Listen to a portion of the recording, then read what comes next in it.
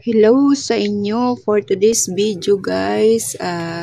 Ipapakita ko sa inyo ang collection ko na 3 kinds of firm.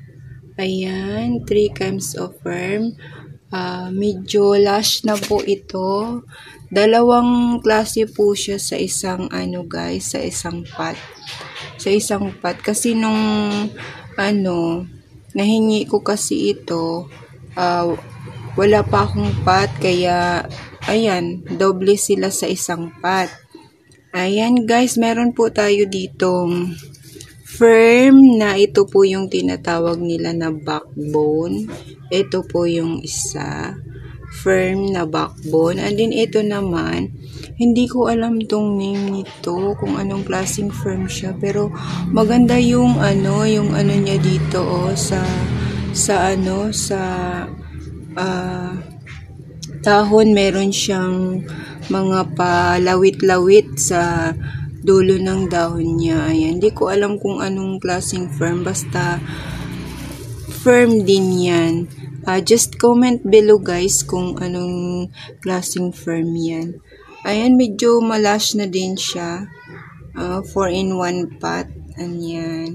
At ang ginamit ko palang soil niyan guys is loam soil, and then nilagyan ko din ng cocoa hash. Ito doon dito sa ilalim para pag dinilig natin, syempre dito muna magstay sa cocoa hash yung tubig, at pag matagal natin silang hindi nadidiligan, ayan, meron pa silang masisipsip yung mga roots nila.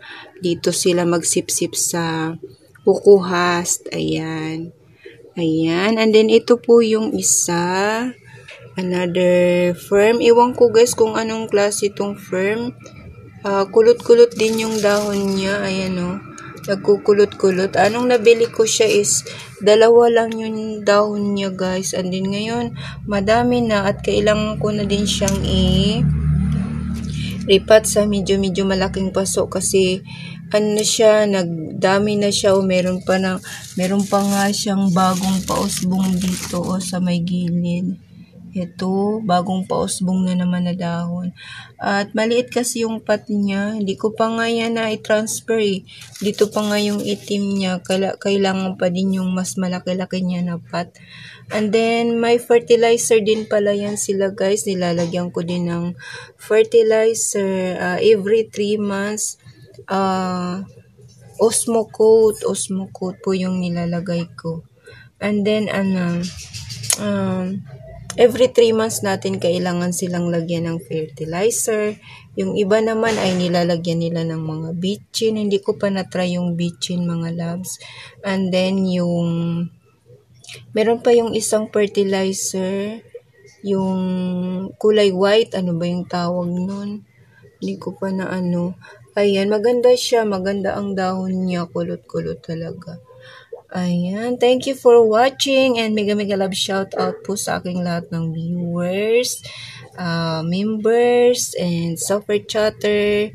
Thank you so much po sa inyong lahat, and to all of my sponsor in October month mini raffle natin. Thank you so much po sa inyong lahat sa walang sawang suporta po ninyo sa SR Family Vlogs. Ayan, maraming salamat po. Ayan, matagal po akong hindi nakapag-vlog kasi po kagagaling ko lang, mga a month po talaga. Thank you for watching. Bye! Salamat!